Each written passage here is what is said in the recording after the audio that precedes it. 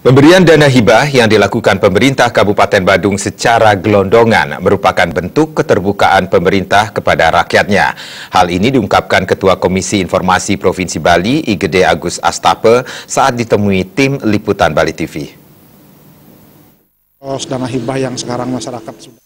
Menurut Ketua Komisi Informasi Provinsi Bali, Igede Agus Astape, pemberian dana hibah secara langsung dan gelondongan dengan uang tunai yang dilakukan Pemda Badung sudah sesuai dengan Undang-Undang Keterbukaan Informasi Publik dan dinilai tidak menyalahi aturan.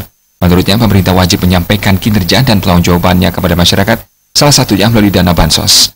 Masyarakat harus tahu bahwa dana hibah yang diberikan pemerintah merupakan hak mereka karena uang tersebut merupakan uang rakyat dan bukanlah uang pribadi pejabat pemerintah. Pejabat tersebut hanya sebagai fasilitator saja.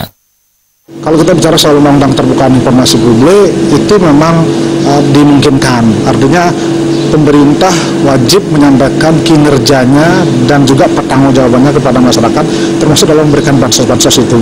Sehingga masyarakat dengan begitu akan jelas, oh ini memang betul-betul peruntukannya untuk apa, uangnya diberikan secara langsung, dan pada intinya adalah tidak ada lagi yang disembunyikan. Mungkin selama ini banyak masyarakat yang belum paham bahwa semuanya dana-dana bansos yang ada itu kan sebenarnya uang rakyat, uang APBD. Tapi oleh beberapa kelompok, beberapa elit dianggap itu adalah uangnya pribadi atau mungkin atas perjuangannya itu, padahal itu hanya melalui fasilitator. Dijelaskan Agus Astape bahwa Undang-Undang Keterbukaan Publik penting diketahui masyarakat agar masyarakat yakin dan paham tentang hak-haknya. Pemberian secara langsung dengan gelontoran merupakan hanya mekanisme saja. Yang terpenting masyarakat sudah mendapatkan haknya secara transparan dan terbuka. Hal ini tidak menyalahi aturan dan sudah sesuai dengan Undang-Undang Keterbukaan Informasi Publik. Anggaran